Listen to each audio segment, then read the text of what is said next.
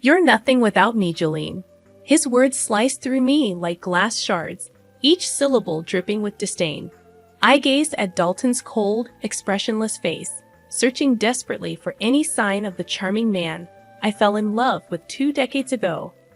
But his steel blue eyes held no warmth, only a harsh reminder that the partnership I had built my life around was crumbling before me. I drew a sharp breath as the weight of his dismissal sank into my bones. After years of emotional manipulation, of walking on eggshells and making excuses for his lies, I was determined not to let him have the last word. "Get out," I said, my voice low but firm. Dalton cocked an eyebrow, clearly surprised. "You can't be serious, Jolene." "I mean it," I said. "I want you out of this house tonight." I held his glare, refusing to show weakness, though my hands trembled at my sides. Dalton let out a sharp laugh.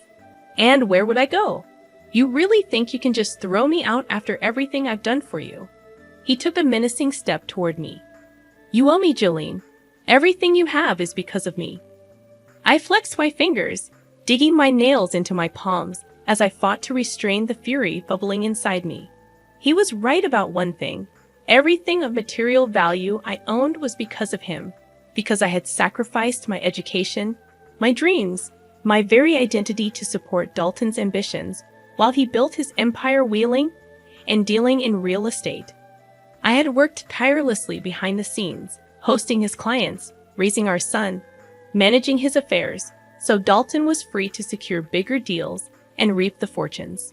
Only now, standing face to face in our lavish but coldly impersonal house, did I fully grasp how I had squandered decades enabling a man who clearly no longer valued me. "Get out," I repeated through gritted teeth, pointing at the hallway leading to the front door. "I'm done being your dutiful wife. If you won't leave tonight, I will." Dalton's smug expression faltered. He blinked hard before his mouth twisted into a snarl. "What has gotten into you?" He grabbed my shoulders, his fingers biting into my skin. "Is this about that country club receptionist? That little fling meant nothing to me. She was just a warm body when you were too busy or tired or whatever excuse you always have." His callous words sparked an image in my mind. The pretty blonde giggling on Dalton's lap last weekend, her fingers trailing along his chest. Nausea rose in my gut as the reality of his latest infidelity stared me in the face. I wrenched from his grasp, hot tears stinging my eyes. "Just go," I whispered. "Please, Grant deserves better than to have his final years tainted by the unraveling of his only son's marriage." At the mention of his ailing father, Dalton's face softened slightly. He studied me for a long moment before sighing loudly. "Fine, but we are far from over, Jolene," he warned. He brushed past me toward the bedroom, emerging minutes later with an overnight bag. He paused at the front door. "You really think you can make it out there without me?" He shook his head with a sneer. "Mark my words, you'll come crawling back." The door slammed shut behind him with an air of grim finality. I stood rigid, listening to the fading crunch of gravel as Dalton's sleek Mercedes disappeared into the night. In the deafening stillness, I became startlingly aware of my aloneness. I roamed from room to room, engulfed by the gnawing emptiness within me, which slowly solidified into a cold but unyielding determination. Dalton had underestimated me for the final time. Waking abruptly, I was momentarily disoriented by my unfamiliar surroundings. As consciousness settled in, the events of the previous night flooded back. Dalton's callous dismissal, our explosive argument, and his dramatic departure. Sitting up on the plush guest room sofa, where I had collapsed in the early hours, I was greeted by the first rays of dawn seeping through the tall windows, casting a mocking cheerfulness about the room. Swinging my legs over the side, I buried my head in my hands with a groan, grappling with the question of what to do next. My entire adult life had revolved around Dalton, supporting his career, raising our son, managing our social calendar and household affairs. Now, for the first time in decades, I was utterly alone. A wave of melancholy washed over me as I reminisced about simpler times, sharing secret smiles over the bakery counter with the charming business student who had tirelessly pursued me during my freshman year of college. Dalton had been enchanting in those early days, lavishing me with affectionate gestures and gifts. I was the pride of my small hometown when the most eligible bachelor chose me. When Dalton proposed just 8 months after we met, I stunned my family by dropping out of school to plan our whirlwind wedding. Caught up in the intoxicating rush of young love, I couldn't fathom denying Dalton anything. However, as Dalton's ambitions swelled, the sweet gestures gradually faded. He criticized my modest career aspirations, convincing me that staying home with future children was paramount. I buried my needs and independence to support his relentless climb up the corporate ladder. Somewhere along the way, amidst the demands of work, parenthood, and societal expectations, we ceased to be partners. Dalton's ego and self-interest consumed us both. Rising slowly from the couch, resigned to face this new and daunting phase of life alone, I began to gather my belongings. My gaze fell upon the antique desk in the corner of the room, another flashy sign of Dalton's growing wealth. On impulse, I pulled open the top drawer, where amidst the clutter of pens and rubber bands, my fingers brushed against a small, unfamiliar box, my heart racing. I retrieved the velvet case and unclasped it with trembling hands. Nestled inside was a gorgeous diamond tennis bracelet, glinting boldly in the morning light. Fresh anger coursed through me as I pictured Dalton fawning over one of his flings with this extravagant gift. It was yet another representation of his selfishness, lavishing treasures on his whims while I made do with the same jewelry he had given me decades ago. My bitterness swelled, usurping the grief that had threatened to overwhelm me. Dalton had smugly declared I couldn't survive without him, convinced I would never walk away from the comfortable life his wealth afforded. Staring down at the diamond bracelet, a bold idea took shape. Dalton wasn't the only one who could play dirty. If he wanted to underestimate me, I would show him just how cunning I could be. Snapping the box closed, I tucked it into my bag with renewed resolve. I had calls to make: an overpriced divorce lawyer, a savvy real estate agent, perhaps even a private investigator. I refused to emerge from this marriage broken and destitute, simply because Dalton assumed that was my only option. For the first time in years, I felt fully in control of my choices. Come what may, I would land on my feet, and karma willing, I would bring Dalton to his knees in the process. My heels clicked purposefully across the marble foyer as I returned home from my legal consultation. Echoes underscoring my determination. The conversation replayed in my mind. With no prenuptial agreement in place, you have considerable leverage in the divorce settlement, my cutthroat lawyer had said, especially given the length of the marriage and assets involved. I allowed myself a small, satisfied smile as I set my bag down on the kitchen island, the weight of the unknown tennis bracelet still tucked inside serving as a tangible reminder of Dalton's deception. My plotting was interrupted by footsteps and a shocked gasp behind me. I spun around to find Lucia, our housekeeper, clutching her chest in the kitchen doorway. "Mrs. Harris, you gave me such a fright. I did not expect anyone else to be home," she explained. Lucia had worked for our family for over a decade, her warm and non-judgmental presence a rare constant in recent years. "I'm so sorry, Lucia," I replied. "It's been a difficult couple of days around here, as I'm sure you know." Lucia nodded, her eyes gentle and understanding. "I cannot believe Mr. Harris would do this to you. You have been so good to him through all these years," she said. I sighed, the truth of her words hitting painfully close to home. All those years compromising my needs and dreams to support Dalton's ambitions. What did I have to show for it now? Just yesterday, it seemed I had lost everything. Yet Lucia's compassion and my lawyer's assurances were kindling a small but growing fire inside, steeling me for the fight ahead. "Thank you, Lucia," I said. "Your support means so much to me right now. I wasn't sure I could get through this, but I'm starting to realize. I discovered that I'm a lot stronger than Dalton ever gave me credit for." Just then, the faint sound of the front gate opening drew our attention. Moments later, Dalton strolled casually into the kitchen. Lucia and I stared at him incredulously. "Jolene, there you are." I swung by the office and had a chat with my father, Dalton said breezily, as if nothing were amiss. "He convinced me we need to figure this thing out, not toss away 22 years just because you're going through some hormonal mood swing." He glanced at Lucia. Would you mind giving us a few minutes? I stood frozen as Lucia nodded and slipped quietly from the room. Dalton turned to me, his expression softening. Come now, Joe. I know things got a little heated the other night. He reached for my hand. We're under a lot of pressure. What with Father's illness, Alex graduating, and work being more demanding than ever. When I still didn't respond, he gently grabbed my shoulders. I forgive you for your little outburst, all right? Why don't we take a weekend trip to the vineyard? Just the two of us, reconnect, and hit the reset button. My blood boiled at his audacity to waltz back in here expecting reconciliation after everything he had put me through. I wrenched from his grasp, my voice dripping with venom. You arrogant bastard, get out before I have you thrown out. Dalton blinked in surprise. Jolene, please, just listen, he began, but I cut him off. No, you listen. I saw the bracelet, Dalton. His face paled. Our marriage is over. So be yourself a favor and leave with whatever shred of dignity you have left. Instead of making this uglier than it needs to be. Dalton's shell-shocked expression shifted to cold rage. He stepped forward, jabbing his finger toward me as he spat his reply. You'll regret this, Jolene. I promise you that.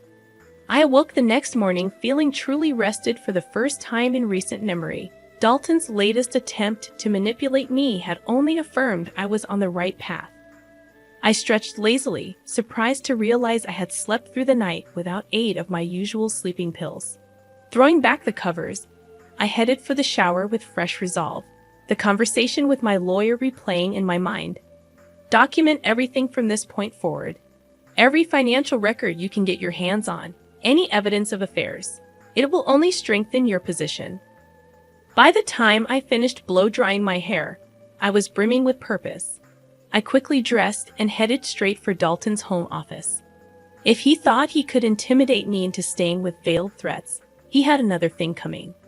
I took control of my future as I rifled through Dalton's meticulously organized drawers and files, my hands expertly guiding me to the most relevant documents. Bank statements, investment reports, loan applications. I assembled anything that provided transparency into our financial lives. Anything I could leverage to ensure I emerged from this divorce securely on my own 2 feet. Nearly 2 hours passed in a blur before I heard movements elsewhere in the house. I scrambled to return the home office to its original pristine condition, just as Lucia appeared in the doorway. Mrs. Harris, pardon the interruption, but your lawyer is on the phone, she said tentatively. My heart leaped with renewed motivation. Snatching up my stuffed briefcase, I squeezed Lucia's shoulder appreciatively as I hurried past. Lou, you're a gem. Wish me luck, I called over my shoulder. Safely sequestered in my makeshift bedroom suite, I eagerly accepted the call. My lawyer's smooth voice greeted me on the other end of the line. Jolene, I have an update. My investigator uncovered something rather interesting. What followed was perhaps the final missing piece of the puzzle. In addition to evidence corroborating Dalton's long-term affair with his assistant, my lawyer had discovered questionable activity around my husband's latest real estate project. It appears Dalton and his business partner may be intentionally devaluing the property on paper while projecting high future returns to investors, he explained. It's not definitive fraud yet, but it's ethically questionable at minimum. I shook my head in disgust as I realized I had only scratched the surface of Dalton's deceit. After profusely thanking my lawyer for the update, I hung up the phone feeling more empowered than ever. I now held the keys for my liberation from Dalton's toxic web in every sense, emotionally, financially, socially. Emboldened by this newfound evidence, I found myself actually hoping Dalton would try confronting me again. I would relish seeing the smug smile wiped clean off his face when he realized I now held all the cards. The fantasy faded as unwelcome sadness momentarily softened my resolve. Somewhere under the arrogance and duplicity lurked the man who had once made me feel cherished. I said a silent goodbye to that Dalton, the one who existed before success corrupted him completely. With peace in my heart, I tucked away the memory of him for good, along with any lingering doubts about my path forward. This was my life now, and I refused to let anyone control my fate ever again. I stared in disbelief at the documents spread across the desk before me. Financial statements, private emails, company memos, all pointing to the same devastating truth. Dalton had lied. My husband was facing bankruptcy and hadn't bothered to give me even the slightest warning. I sank back in the leather desk chair, my heart pounding as the reality of my predicament sunk in. All those years sacrificing for Dalton's ambitions, and now there was apparently nothing left to show for it. Even the lavish house I sat in was headed for foreclosure. Hot tears stung my eyes. How could I have been so stupid and naive? Of course, Dalton would find new ways to deceive me right up until the bitter end. My sadness quickly hardened into rage as I considered how easily Dalton could have hidden assets or squirreled away funds, anticipating our divorce. I rifled through the papers again, seeking clues, but found nothing concrete. My phone buzzed loudly, jolting me from my frantic research. I glanced at the caller ID, my lawyer. Taking a deep breath to steady my voice, I answered. "Jolene, I'm so sorry about this news," came the somber greeting. "Dalton has kept his financial struggles painfully quiet, it seems, but there may still be options." "Don't apologize," I interjected firmly. "You've given me a gift with the truth. No matter what Dalton tries now, he can't manipulate me anymore." I meant every word with clarity, with conviction. I refused to cower in panic in reaction to Dalton's lies. Not this time. After discussing strategy with my lawyer, renewed courage and conviction propelled me upwards. I gathered my paperwork, adjusted my dress, and strode purposely from the empty house without a backward glance. I arrived unannounced at Dalton's sleek downtown office. His receptionist gawked as I flew past her desk and barged straight through the imposing double doors. "Jolene, what are you?" Dalton sputtered, rising from behind his glass and steel executive desk. Before he could react further, I slapped down the stack of financial documents in front of him. "Game over, Dalton. I know everything," I announced. His confident expression wavered slightly. I pressed my momentary advantage. "I'll be filing for divorce tomorrow. Given your situation, I expect you to be reasonable in the settlement." Dalton opened his mouth to protest, but I silenced him with one final blow. "And if you fight me, I won't hesitate to share every sordid detail with the board, your investors, our entire social circle." My voice rang with conviction. "My lawyer seems confident that exposing your dirty laundry would rather undermine your attempts to save face and salvage your precious reputation, bankruptcy notwithstanding." Dalton pid, sinking slowly back into his seat in tacit acceptance. His eyes narrowed, but his voice held a note of defeat when he finally replied, "You don't have to threaten me, Jolene. Despite what you may think, I have no intention of leaving you destitute." I nodded curtly, maintaining my defensive facade despite the tempest of emotion swirling inside me. I turned on my heels without another word, refusing to let Dalton see me crumble yet again. Safely outside, I sucked in ragged gulps of air, willing my thundering heart to quiet and the sting of tears to abate. So this was it? The demise of the future. I had staked everything on straightening my back. I began the long walk back to grab my things from the house I could no longer call home. Yet amidst the uncertainty now before me, each step fueled a growing flicker of hope inside my heart. I was finally taking back control of my life, and God help anyone who tried to stand in my way. I took a deep, steadying breath as I prepared to sign the final divorce decree. After weeks of tense negotiations, we had finally reached an agreement. I would retain ownership of our main residence and receive a sizable portion of marital assets. Dalton would keep his summer beach house and the remaining investments. "Just sign the damn thing so we can end this charade of a marriage once and for all," Dalton grumbled, shoving the paperwork toward me.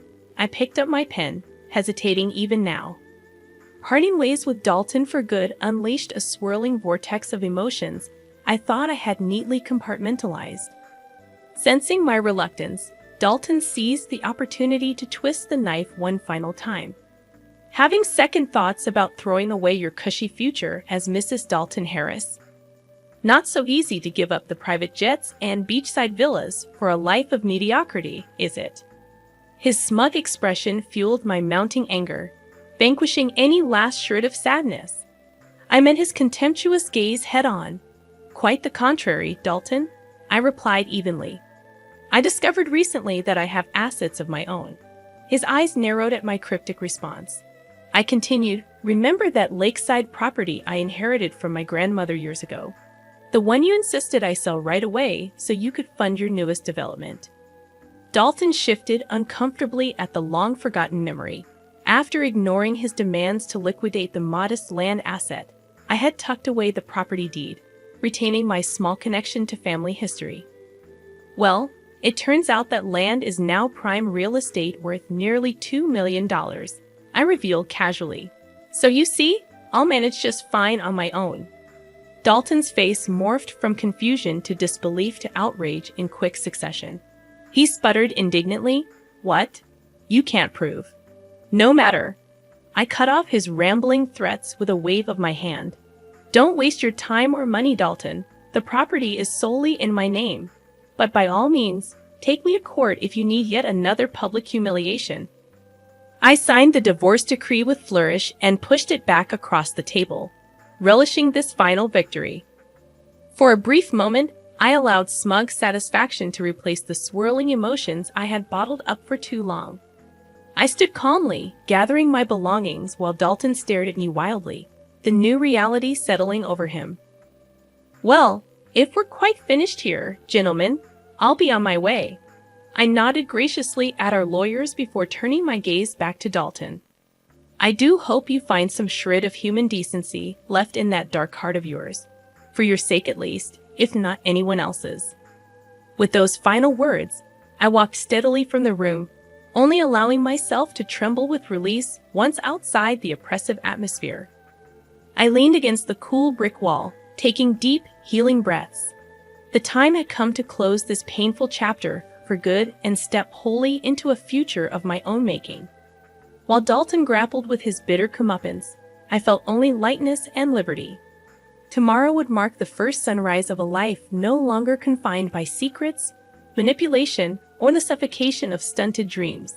Against all odds, I had salvaged my sense of self from the ruins of betrayal, and nothing could dampen my spirit now. I heaved a satisfied sigh, admiring my surroundings. The blank walls and bare floors held only possibility, a far cry from the cold opulence of the home. The past few months had flown by in a flurry of fresh starts, new ventures, and overdue reckonings. The sale of my inherited lakefront property had left me with newfound financial independence. After the divorce, Dalton descended swiftly into disgrace as details of his shady business dealings came to light. Meanwhile, I embraced solitude and reveled in personal growth. Now, on the eve before opening day of my very own bakery, I paused to reflect on the circuitous route that had delivered me here. Failures often plant the seeds of later success, I mused, and what felt like loss and devastation ultimately cleared the way for truer fulfillment. My philosophical rumination ended abruptly with Lucia's signature cheerful greeting. "It smells heavenly in here already," she remarked. My longtime friend and confidant had left Dalton's employment to join me in this new endeavor. Her steadfast support through all my tribulations had been a rare gift. We spent the afternoon preparing a test batch of goodies showcasing my decadent family recipes. Tomorrow, these polished granite countertops would display baskets brimming with flaky croissants, glossy fruit tarts, and artisan breads. As we worked, laughing easily together, my phone buzzed loudly in my pocket. I dusted the flour from my hands before glancing at the caller ID, an international number I didn't recognize. Curiosity got the better of me. "Hello, Jolene Harris speaking." I answered briskly, prepared to terminate yet another sales solicitation. But the smooth, familiar voice I heard instead jolted me completely. "Jolene, it's Dalton." "I'm sorry for the out-of-the-blue call," he said, sounding uncharacteristically hesitant and deflated. Curiosity rooted me in place. "I just heard about your new bakery on social media." "Congratulations." His voice trailed off awkwardly. "Anyway, the reason I'm calling. I know my apology likely means nothing at this point, but I wanted to express my sincere regret for how everything unfolded. I stood frozen in stunned silence, trying to process Dalton's words as he continued haltingly.